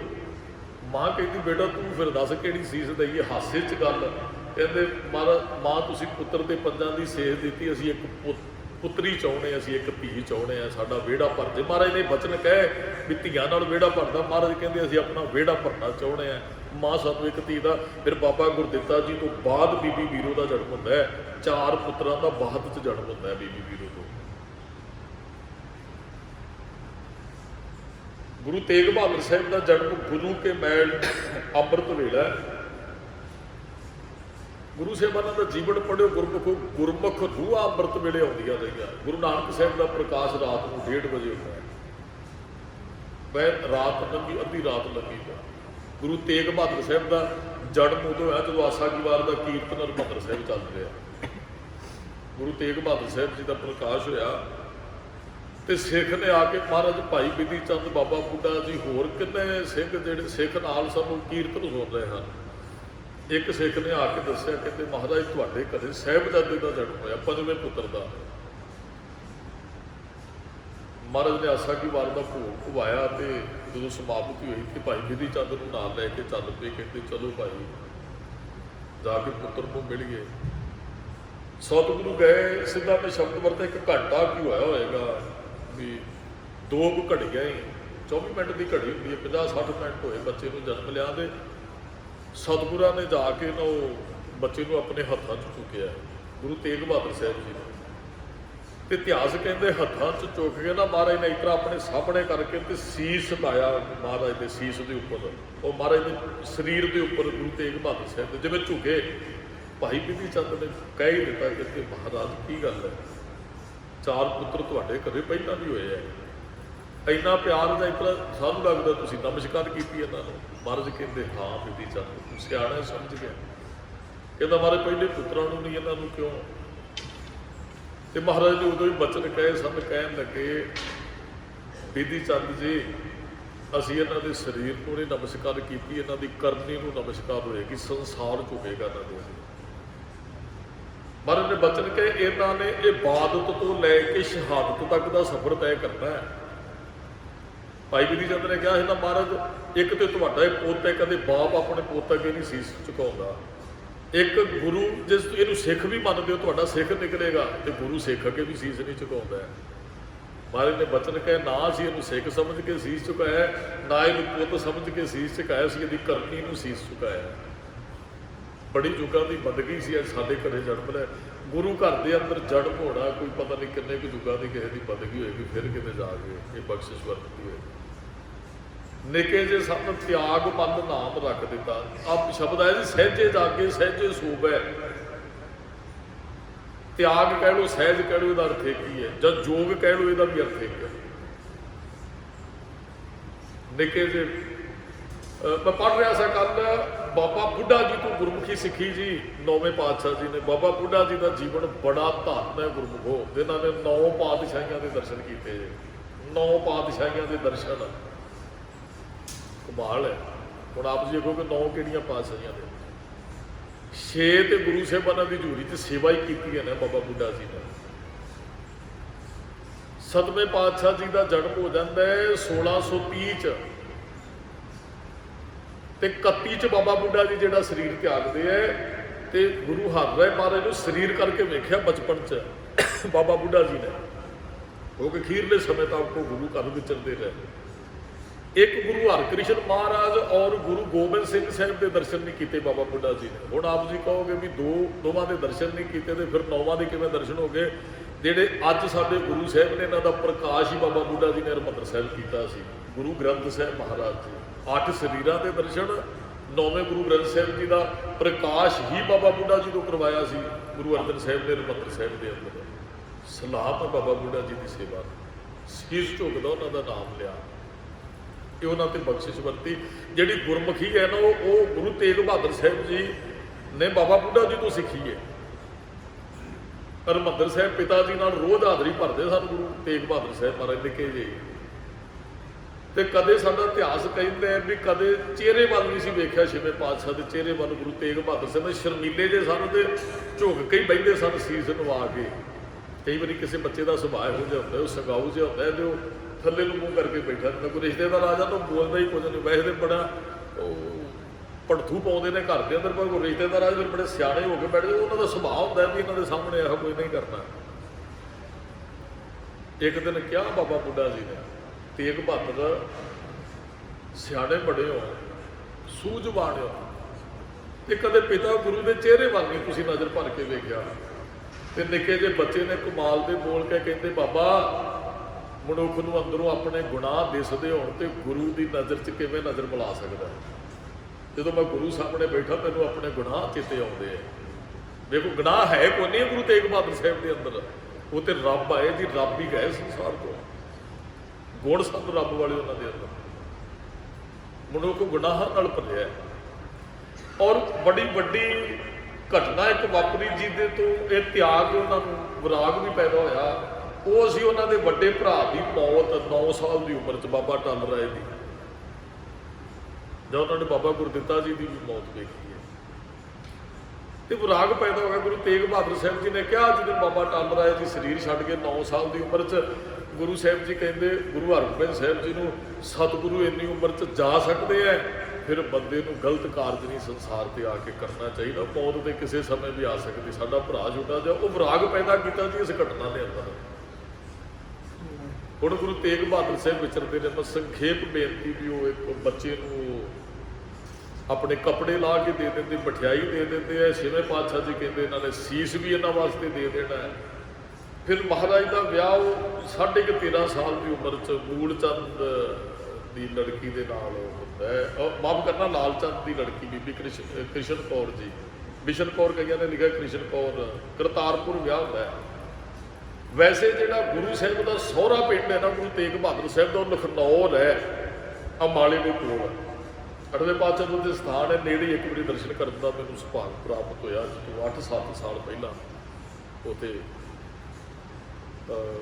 ਅੰਬਾਲੇ ਦਾਸ ਨੇ ਕਥਾ ਦੀ 3-4 ਦਿਨ ਸੇਵਾ ਕੀਤੀ ਸੀ ਗੁਰੂ ਹਰਕ੍ਰਿਸ਼ਨ ਮਹਾਰਾਜ ਪੰਜੋਖਰਾ ਸਾਹਿਬ ਦੀ ਧਰਤੀ ਤੇ। ਉੱਥੇ ਹੀ ਸਥਾਨ ਮਹਾਰਾਜ ਦੇ ਸਹੁਰੇ ਉੱਥੇ ਨੇ। ਗੁਰੂ ਗੋਬਿੰਦ ਸਿੰਘ ਸਾਹਿਬ ਦੇ ਨਾਨਕੇ ਲਖਨੌਰ ਦੇ। ਹਾਂ, 2 ਮਾਮੇ ਸਨ ਗੁਰੂ ਗੋਬਿੰਦ ਸਿੰਘ ਸਾਹਿਬ। ਮਾਤਾ ਗੁਜਰ ਕੌਰ ਨਾਲ ਵਿਆਹ, ਉਹਨਾਂ 2 ਭਰਾ ਸਨ, ਮਾਮਾ ਕਿਰਪਾਲ ਚੰਦ ਔਰ ਕਰਮ ਚੰਦ ਜੀ। ਇਤਿਹਾਸ ਦੇ ਵਿੱਚੋਂ ਸਾਨੂੰ ਮਾਮੇ ਕਿਰਪਾਲ ਚੰਦ ਬਾਰੇ ਬਹੁਤ ਅਸੀਂ ਜਾਣਦੇ ਹਾਂ। ਗੁਰੂ ਸਾਹਿਬ ਦੀ ਬਹੁਤ ਮਾਮਾ ਜੀ ਨੇ ਮਦਦ ਕੀਤੀ ਹੈ। ਕਰਮ ਚੰਦ ਜੀ ਆਪਣੀ ਕਿਰਤ ਕਰਦੇ ਰਹੇ। ਸਤਿਗੁਰਾਂ ਦਾ ਵਿਆਹ ਹੋ ਗਿਆ ਜੀ। ਫਿਰ ਵਿਆਹ ਹੋਣ ਤੋਂ ਬਾਅਦ ਕਰਤਾਰਪੁਰ ਦਾ ਯੁੱਧ ਹੋਇਆ। ਅਜੇ ਸਾਲ ਹੋਇਆ ਸੀ। ਮਹਾਰਾਜ ਨੇ ਤੇਗ ਦੇ ਜ਼ੋਰ ਵਿਖਾਏ। ਕਹਿੰਦੇ ਨਾਮ ਵੰਡਦਿਆਂ ਮਹਾਰਾਜ ਨੇ ਤਿਆਗਮਨ ਤੋਂ ਤੇਗ ਬਹਾਦਰ ਨਾਮ ਰੱਖਿਆ। ਇਹ ਸਾਡਾ ਪੁੱਤਰ ਤਿਆਗਮਨ ਦੀ ਨਹੀਂ, ਇਹ ਤੇਗ ਵੀ ਬਹੁਤ ਨਹੀਂ ਜਾਣਦਾ। ਫਿਰ ਮਹਾਰਾਜ ਆਪ 6ਵੇਂ ਪਾਤਸ਼ਾਹ ਕੀਰਤਪੁਰ ਸਾਹਿਬ ਆ ਜਾਂਦੇ ਆ। ਇਹਨਾਂ ਨੂੰ ਬਕਾਲੇ ਭੇਜ ਦਿੰਦੇ, ਤੁਸੀਂ ਬਕਾਲੇ ਦੀ ਧਰਤੀ ਤੇ ਰਹੋ। 26 ਸਾਲ ਕੁਝ ਮਹੀਨੇ ਸਤਿਗੁਰਾਂ ਨੇ ਉੱਥੇ ਬੰਦਗੀ ਕੀਤੀ ਹੈ ਬਕਾਲੇ ਦੇ ਅੰਦਰ। ਕਦੇ ਉਹ ਔਲਾਦ ਕੋਈ ਨਹੀਂ। ਫਿਰ ਮਹਾਰਾਜ ਬਕਾਲੇ ਤੋਂ ਕੀਰਤਪੁਰ ਜਾਂਦੇ, ਫਿਰ ਬਾਖੋਵਾਲ ਦੀ ਧਰਤੀ ਖਰੀਦਦੇ ਆ। ਉੱਥੇ ਇੱਕ ਪਿੰਡ ਬੰਨ੍ਹਦੇ ਅਨੰਦਪੁਰ ਸਾਹਿਬ। ਮਹਾਰਾਜ ਉਹ ਵੀ ਛੱਡ ਕੇ ਪਟਨਾ ਸਾਹਿਬ ਨੂੰ ਚਲੇ ਜਾਂਦੇ ਆ। ਵਿਆਹ ਤੋਂ 34 ਸਾਲਾਂ ਬਾਅਦ ਇੱਕ ਪੁੱਤ ਦਾ ਫਿਰ ਜਨਮ ਹੁੰਦਾ ਜੀ ਉਹਨਾਂ ਦੇ ਘਰੇ। ਗੁਰੂ ਗੋਬਿੰਦ ਸਿੰਘ ਸਾਹਿਬ ਮਹਾਰਾਜ 1666 'ਚ 21 ਦਾ ਜਨਮ ਤੇ ਗੁਰਮੁਖੋਂ 32 'ਚ ਵਿਆਹ ਹੋਇਆ ਤੇ 64 ਦੇ ਅੰਦਰ ਆ ਕੇ ਜਿਹੜੀ ਗੁਰਤਾ ਗੱਦੀ ਮਹਾਰਾਜ ਨੂੰ ਮਿਲੀ ਹੈ ਗੁਰੂ ਤੇਗ ਬਹਾਦਰ ਸਾਹਿਬ ਜੀ। ਮੈਂ ਡਿਟੇਲ 'ਚ ਨਹੀਂ ਜਾਣਾ ਵੀ ਗੁਰੂ ਹਰਰਾਏ ਮਹਾਰਾਜ ਕੋਲ ਪਹਿਲਾਂ ਗੱਦੀ ਆਈ 6ਵੇਂ ਪਾਤਸ਼ਾਹ ਤੋਂ ਪੋਤਰੇ ਨੂੰ, ਫਿਰ ਗੁਰੂ ਹਰਕ੍ਰਿਸ਼ਨ ਮਹਾਰਾਜ ਕੋਲ। ਗੁਰੂ ਹਰਕ੍ਰਿਸ਼ਨ ਮਹਾਰਾਜ ਨੇ ਗੁਰੂ ਤੇਗ ਬਹਾਦਰ ਸਾਹਿਬ ਨੂੰ 64 'ਚ ਗੱਦੀ, 75 'ਚ ਮਹਾਰਾਜ ਦੀ ਸ਼ਹਾਦਤ ਹੋ ਜਾਂਦੀ ਹੈ। ਤਕਰੀਬਨ 11 ਸਾਲ ਸਤਿਗੁਰੂ ਜੀ ਗੁਰਤਾ ਗੱਦੀ ਤੇ ਸੁਭਾਈਮਾਨ ਰਹਿੰਦੇ ਨੇ ਗੁਰੂ ਤੇਗ ਬਹਾਦਰ ਸਾਹਿਬ ਮਹਾਰਾਜ। ਖੀਰ ਨੂੰ ਦਿੱਲੀ ਦੇ ਤਖਤ ਤੇ ਔਰੰਗਜ਼ੇਬ ਬੈਠਾ ਸੀ 7ਵੇਂ ਪਾਤਸ਼ਾਹ ਤੋਂ ਹੀ। ਬੜੇ ਗਲਤ ਨਜਾਇਜ਼ ਤਰੀਕੇ ਨਾਲ ਲੋਕਾਂ ਨੂੰ ਤੰਗ ਕਰਦਾ ਹੈ, ਧਰਮ ਤਬਦੀਲ ਕਰਦਾ, ਉਹਨਾਂ ਦੇ ਕਤਲ ਕਰਦਾ ਹੈ, ਜਨੇਊ ਲਾਉਂਦਾ, ਮੰਦਰ ਢਾਉਂਦਾ, ਮਸੀਤਾਂ ਦੀਆਂ ਨੀਹਾਂ ਰੱਖਦਾ, ਧੱਕੇ ਮਾਰ ਕੇ ਸਰੋਵਰਾਂ 'ਚ ਡੋਬ ਦਿੰਦਾ ਹੈ। ਉਹ ਪੁਕਾਰ ਕਰਦੇ ਨੇ, ਮਹਾਰਾਜ ਫਿਰ ਉਹਨਾਂ ਦੀ ਪੁਕਾਰ ਸੁਣਦੇ। ਤੇਗ ਬਹਾਦਰ ਬੋਲਿਆ, ਧਾਰ ਪਾਈਏ ਧਰਮ ਨਾ ਛੋੜੀਏ, ਬਾਹਾਂ ਜਿਨ੍ਹਾਂ ਦੀ ਪਕੜੀਏ, ਸਿਰ ਦੀਜੇ ਬਾਹ ਨਾ ਛੋੜੀ ਹੈ। ਮਹਾਰਾਜ ਨੇ ਫਿਰ ਚਿੱਠੀ ਲਿਖੀ, ਕਹਿੰਦੇ ਔਰੰਗਜ਼ੇਬ ਨੂੰ ਕਹਿ ਦਿਓ ਵੀ ਅਸੀਂ ਸਿੱਖ ਗੁਰੂ ਤੇਗ ਬਹਾਦਰ ਸਾਹਿਬ ਦੇ ਉਹ ਸਾਡੇ ਗੁਰੂ, ਤੁਸੀਂ ਉਹਨਾਂ ਨੂੰ ਮੁਸਲਮਾਨ ਬਣਾ ਲਓ, ਅਸੀਂ ਬਣ ਦਾਂਗੇ। ਫਿਰ ਮਹਾਰਾਜ ਸ਼ਹਾਦਤ ਦੇਣ ਚਲੇ ਜਾਂਦੇ ਹੈ। 1675 ਚ ਚਾਂਦਨੀ ਚੌਕ ਮਹਾਰਾਜ ਦਾ ਸੀਸ ਧੜ ਨਾਲੋਂ ਅਲੱਗ ਕਰ ਦਿੱਤਾ ਜਾਂਦਾ ਹੈ। ਜਿਹੜੀ ਕੁਰਬਾਨੀ ਦੀ ਗੱਲ ਮਹਾਰਾਜ ਨੇ ਕੀਤੀ ਸੀ ਉਹ ਗੁਰੂ ਸਾਹਿਬ ਜੀ ਕਰਕੇ ਗਏ। ਇਤਿਹਾਸ ਤੁਹਾਨੂੰ ਧਰਤੀ ਦੇ ਤਖਤੇ ਤੇ ਦੂਸਰਾ ਐਸਾ ਨਹੀਂ ਮਿਲੇਗਾ ਕਿਸੇ ਦੀ ਖਾਤਰ ਕਿਸੇ ਨੇ ਆਪਣਾ ਸਿਰ ਵੀ ਲਵਾ ਲਿਆ ਹੋਵੇ। ਉਹ ਗੁਰੂ ਤੇਗ ਬਹਾਦਰ ਸਾਹਿਬ ਮਹਾਰਾਜ ਦੇ ਹਿੱਸੇ ਆਇਆ। ਤਿਲਕ ਜੰਜੂ ਰਾਖਾ ਪ੍ਰਭ ਤਾਕਾ ਕੀਨੋ ਬੜੋ ਕਲੂ ਮੈਂ ਸਾਕਾ, ਵੱਡਾ ਸਾਕਾ ਕਲਯੁਗ ਵਿੱਚ ਕਰਕੇ ਗਏ ਮਹਾਰਾਜ। ਸਾਧਨ ਹੀ ਕੀਤੀ ਜਨ ਕਲੀ ਸੀਸ ਦਿਆ ਪਰ ਸੀ ਨਾ ਉਤਰੀ। ਇਹਨਾਂ ਨੂੰ ਸਾਧਨ ਵਾਸਤੇ ਮਹਾਰਾਜ ਨੇ ਇਤਨਾ ਕੀਤਾ, ਸੀਸ ਦੇ ਦਿੱਤਾ, ਸੀ ਦੀ ਉਚਾਰਨ ਕੀਤੀ ਆਪਣੀ ਰਸਨਾ ਤੋਂ। ਸਤਿਗੁਰੂ ਫਿਰ ਪੰਜਾਂ ਤੱਤਾਂ ਦਾ ਸਰੀਰ ਪੰਜਾਂ ਤੱਤਾਂ ਚ ਵਿਲੀਨ ਹੋ ਗਿਆ। ਅੱਜ ਦੇ ਦਿਨ ਮਹਾਰਾਜ ਦਾ ਪ੍ਰਕਾਸ਼ ਹੋਇਆ ਸੀ ਜੀ ਗੁਰੂ ਕੇ ਮਹਿਲ। ਗੁਰੂ ਤੇਗ ਬਹਾਦਰ ਸਾਹਿਬ ਮਹਾਰਾਜ ਦੇ ਪ੍ਰਕਾਸ਼ ਦਿਹਾੜੇ ਦੀਆਂ ਸੰਗਤਾਂ ਨੂੰ ਬਹੁਤ ਬਹੁਤ ਵਧਾਈਆਂ ਜੀ। ਮਹਾਰਾਜ ਦੀ ਵਿਚਾਰਧਾਰਾ ਸਾਡੇ ਅੰਦਰ ਆ ਜੇ, ਮਹਾਰਾਜ ਦੇ ਗੁਣ ਸਾਡੇ ਅੰਦਰ ਆ ਜਾਣ, ਇਹ ਅਰਦਾਸ ਕਰਿਓ। ਬਾਕੀ ਵਿਚਾਰ ਸਰਵਣ ਕਰਕੇ ਸਮਾਪਤੀ ਕਰੀਏ ਜੀ। ਸਹਜੇ ਜਾਗੈ ਸਹਜੇ ਸੋਵੈ, ਗੁਰਮੁਖ ਸਹਿਜੇ ਸਹਿਜ ਚ ਜਾਗਦਾ ਸਹਿਜ ਚ ਸੌਂਦਾ ਹੈ। ਗੁਰਮੁਖ ਅਨ ਦਿਨ ਉਸਤਤ ਹੋਵੈ। ਇਹਦੇ ਦੋ ਅਰਥ ਨੇ, ਇੱਕ ਤੇ ਗੁਰਮੁਖ ਦਿਨ ਰਾਤ ਰੱਬ ਦੀ ਉਸਤਤ ਕਰਦੇ, ਇਹਦਾ ਅਰਥ ਇਹ ਵੀ ਗੁਰਮੁਖ ਦੀ ਵੀ ਲੋਕ ਉਸਤਤ ਕਰਦੇ। ਜੋ ਦੀਸੈ ਗੁਰ ਸਿਖੜਾ ਤੇ ਸਿਧੇਵ ਨਿਵ ਲਾਗੋ ਪਾਏ ਜੀਓ, ਜਨ ਨਾਨਕ ਧੂੜ ਮੰਗੈ ਤਿਸ ਗੁਰ ਸਿੱਖ ਕੀ, ਜੋ ਆਪ ਜਪੈ ਅਮਰੈ ਨਾਮ ਜਪਾਵੈ। ਮਨਮੁਖ ਭਰਮੈ ਸਹਸਾ ਹੋਵੈ। ਮਨਮੁਖ ਜਿਹੜਾ ਭਰਮ ਚ ਸਹਿਬ ਚ ਜਿਉਂਦਾ ਉਹਦੇ ਅੰਦਰ ਸਹਿਸਾ ਹੁੰਦਾ ਹੈ ਜੀ, ਉਹ ਆਜ਼ਾਦ ਸੁਤੰਤਰ ਨਹੀਂ ਹੁੰਦਾ ਹੈ। ਮਨਮੁਖ ਮਨ ਦੇ ਪਿੱਛੇ ਚੱਲਦਾ ਹੈ। ਅੰਤਰ ਚਿੰਤਾ ਨੀਂਦ ਨ ਸੋਵੈ। ਹੁਣ ਕਿੰਨੇ ਡਿਪਰੈਸ਼ਨ ਦੇ ਅੰਦਰ ਸਾਰੇ ਹੀ ਹੈ, ਉਹ ਮਨਮੁਖ ਨੇ ਜਿਹੜੇ ਡਿਪਰੈਸ਼ਨ ਦੇ ਅੰਦਰ ਹੈ। ਮਨਮੁਖ ਚਿੰਤਾ ਨੀਂਦ ਨਾ ਸੋਵੈ, ਮਨਮੁਖ ਚਿੰਤਾ ਚ ਦਿਨ। ਗੁਰਮੁਖ ਸਹਿਜੇ ਜਾ ਕੇ ਸਹਿਜੇ ਸੋਵੇ ਨਾ, ਮਨਮੁਖ ਚਿੰਤਾ ਨੀਂਦ ਨਾ ਸੋਵੇ। ਚਿੰਤਾ ਦੇ ਅੰਦਰ ਰਾਤ ਨੂੰ ਨੀਂਦ ਨਹੀਂ। ਮੇਰੇ ਖਿਆਲ ਵੀ 100 ਚੋਂ 50 ਬੰਦੇ ਟੈਬਲੇਟ ਲੈ ਕੇ ਸੌਂਦੇ, ਨੀਂਦ ਦੀ ਗੋਲੀ ਲੈ ਕੇ ਸੌਂਦੇ ਆ। ਉਹਨਾਂ ਨੂੰ ਰੈਸਟ ਚਾਹੀਦੀ। ਉਹ ਸੋਚਾਂ ਹੋਰ ਸੋਚਦੇ, ਮਾਇਆ ਦੀ ਦੌੜ ਹੈ, ਇੰਨੀਆਂ ਟੈਨਸ਼ਨਾਂ ਮਨੁੱਖ ਆਪਣੇ ਸਿਰ ਤੇ ਚੁੱਕੀ ਫਿਰਦਾ ਹੈ। ਮਹਾਰਾਜ ਕਹਿੰਦੇ ਉਹ ਚਿੰਤਾ 'ਚ ਹੀ ਸੌਂਦੇ, ਚਿੰਤਾ 'ਚ ਜਾਗਦੇ ਹਨ। ਗਿਆਨੀ ਜਾਗੈ ਸਵੈ ਸੁਭਾਈ। ਜਿਹੜਾ ਗਿਆਨੀ ਉਹ ਸਹਿ ਸੁਭਾਅ ਸੌਂਦਾ ਜਾਗਦਾ ਰੱਬ ਦੀ ਰਜ਼ਾ 'ਚ ਵਿਚਰਦਾ ਹੈ। ਨਾਨਕ ਨਾਮ ਰਤਿਆਂ ਬਲ ਜਾ। ਜਿਹੜੇ ਨਾਮ ਵਿੱਚ ਰਤੇ ਗਏ ਉਹਨਾਂ ਤੋਂ ਬਲਿਹਾਰ ਜਾਣਾ ਚਾਹੀਦਾ ਹੈ। ਔੜੇ ਸੇ ਹਰਿ ਨਾਮ ਧਿਆਵੈ, ਜੋ ਹਰਿ ਰਤਿਆ। ਉਹ ਨਾਮ ਜਪਦੇ ਨੇ ਭਾਈ, ਜਿਹੜੇ ਧਿਆਉਂਦੇ ਨੇ ਉਹ ਨਾਮ 'ਚ ਰਤੇ ਹੋਏ ਨੇ। ਰਤੇ ਵੈਸੇ ਨਾ ਸ਼ੁਰੂ ਕਰਨਾ, ਧਿਆਉਂਦਿਆਂ ਧਿਆਉਂਦਿਆਂ ਉਹ ਰੰਗ ਚੜ ਜਾਂਦਾ ਜੀ। ਫਿਰ ਲਾਲ ਰੰਗ ਤਿਸ ਕੋ ਲੱਗਾ ਜਿਸ ਕੀ ਵਡਭਾਗਾ। ਲਾਗਤ ਲਾਗਤ ਰੰਗ ਲਾਗਤ ਲਾਗਤ ਲਾਗਤ ਹੈ। ਰੰਗ ਲੱਗਦਾ ਲੱਗਦਾ ਲੱਗ ਜਾਂਦਾ ਹੈ। ਜਪਜੀ ਸਾਹਿਬ ਤੋਂ ਸ਼ੁਰੂ ਕੀਤਾ, ਅੱਜ ਸਹਿਜ ਪਾਠ ਤੇ ਪਹੁੰਚ ਗਏ ਨਾ, ਇਹ ਰੰਗ ਹੀ ਲੱਗਾ। ਪਹਿਲਾਂ ਜਪਜੀ ਸਾਹਿਬ ਦਾ ਪਾਠ ਨਹੀਂ ਹੁੰਦਾ, ਹੁਣ ਸਹਿਜ ਪਾਠਾਂ ਦੇ ਵੀ ਭੋਗ ਪੈ ਰਹੇ ਹਨ। ਹਰ ਇੱਕ ਧਿਆਵੈ ਇੱਕ। ਉਸ ਹਰ ਇੱਕ ਨੂੰ ਗੁਰਮੁਖ ਧਿਆਉਂਦਾ, ਉਹਦੇ ਜੀਵਨ 'ਚ ਇੱਕ ਹੀ ਹੈ। ਇੱਕੋ ਹਰ ਸਤਿਆ। ਉਹ ਇੱਕ ਦੇ ਪ੍ਰੇਮ ਵਿੱਚ ਉਹ ਰੰਗਿਆ ਰਹਿੰਦਾ ਹੈ, ਇੱਕ ਦੇ ਨਾਲ ਜੁੜਿਆ ਰਹਿੰਦਾ ਹੈ, ਇੱਕ ਤੋਂ ਹੀ એનર્ਜੀ ਮਿਲਦੀ ਹੈ। ਹਰ ਇੱਕੋ ਵਰਤੈ ਇੱਕ। ਉਹ ਇੱਕ ਹੀ ਸਾਰਿਆਂ 'ਚ ਵਰਤ ਰਿਹਾ ਹੈ ਹੀ ਇੱਕ ਹੈ। ਇੱਕੋ ਹੈ ਭਾਈ, ਇੱਕੋ ਹੈ ਸਾਹਿਬ ਮੇਰਾ, ਇੱਕੋ ਹੈ। ਇੱਕੋ ਉਤਪਤਿਆ। ਉਤਪਤੀ ਇੱਕ ਤੋਂ ਹੀ ਹੋਈ ਹੈ, ਸ੍ਰਿਸ਼ਟੀ ਨੂੰ ਇੱਕ ਨੇ ਹੀ ਸਾਜਿਆ ਹੈ। ਜੋ ਹਰਿ ਨਾਮ ਧਿਆਵੈ। ਜਿਹੜੇ ਨਾਮ ਧਿਆਉਂਦੇ ਹਨ ਤਿਨ ਡਰ ਸਟ ਘਟਿਆ। ਉਹਨਾਂ ਨੇ ਹਰੇਕ ਤਰ੍ਹਾਂ ਦਾ ਡਰ ਆਪਣੇ ਅੰਦਰੋਂ ਬਾਹਰ ਸੁੱਟ ਦਿੱਤਾ ਹੈ। ਗੁਰਮਤਿ ਦੇਵੈ ਆ। ਇਹ ਗੁਰਮਤਿ ਨੂੰ ਆਪ ਹੀ ਦਿੰਦੇ ਜੀ, ਗੁਰੂ ਦੀ ਸਿੱਖਿਆ ਤੇ ਉਹਦੀ ਬਖਸ਼ਿਸ਼ ਨਾਲ ਹੀ ਚੱਲਿਆ ਜਾਂਦਾ ਹੈ। ਗੁਰਮੁਖ ਹਰਿ ਜਪਿਆ। ਜਿਹੜੇ ਗੁਰਮੁਖ ਨੇ ਉਹ ਹਰ ਨੂੰ ਜਪਦੇ ਹੈ ਜੀ। ਗੁਰਮੁਖ ਹਰ ਜਪਿਆ, ਗੁਰਮੁਖ ਹਰ ਨੂੰ ਹਮੇਸ਼ਾ ਹੀ ਜਪਦੇ ਹੈ। ਦਿਨ ਰਾਤ ਉਹਨੂੰ ਜਪਦੇ, ਉਹਦੀ ਯਾਦ 'ਚ ਹੀ ਆਪਣਾ ਜੀਵਨ ਜਿਉਂਦੇ ਹੈ। ਗੁਰੂ ਤੇਗ ਬਹਾਦਰ ਸਾਹਿਬ ਮਹਾਰਾਜ ਦੇ ਪ੍ਰਕਾਸ਼ ਦਿਹਾੜੇ ਦੀਆਂ ਸੰਗਤਾਂ ਨੂੰ ਲੱਖ ਲੱਖ ਵਧਾਈਆਂ ਜੀ। ਸਤਿਗੁਰੂ ਕਿਰਪਾ ਕਰਨ, ਸਾਨੂੰ ਅੰਮ੍ਰਿਤ ਵੇਲੇ ਦੇ ਇਸ਼ਨਾਨ ਨਿਤਨੇਮ ਦੀਆਂ ਦਾਤਾਂ ਬਾਣੀ ਬਾਣੀ ਨਾਲ ਪਿਆਰ ਬਖਸ਼ਿਸ਼ ਕਰਕੇ ਨਿਵਾਜਣ। ਇੰਨੀਆਂ ਕੁ ਬੇਨਤੀਆਂ ਪ੍ਰਵਾਨ ਕਰਨੀਆਂ, ਫੁੱਲਾਂ ਚੁੱਕਾਂ ਦੀ